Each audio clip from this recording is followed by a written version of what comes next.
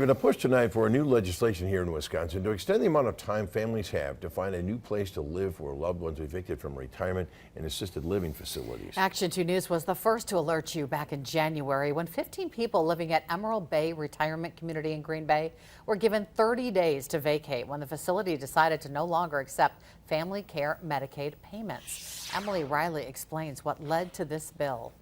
State representatives who introduced this bill were motivated by what happened at Emerald Bay and want to extend the warning residents get about being relocated or evicted from 30 to 90 days. It would apply to nursing homes and community-based residential facilities. We have to find ways to protect them both on some of the financial exploitation that they're getting, but on also the care that they're going to need. Ann Mara's 91-year-old mother, Shirley Holtz, was living at Emerald Bay in January and died 3 weeks after having to move.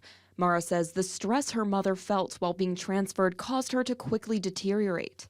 It's like, yes, something's going to happen, to help these people, these innocent people who they're just throwing them out the door, to find a new home. She hopes this new bill helps prevent others from experiencing what she and her mother went through. To give them 90 days, is much better than 30 days because you don't get a lot to choose from. The CEO of Leading Age Wisconsin, a nonprofit serving aging adults, says he is not fundamentally against expanding the warning to 90 days.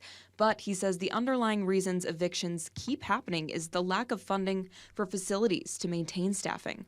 The bill had one hearing last month and still needs to be both voted on by the Assembly and Senate. In Green Bay, Emily Riley, Action 2 News.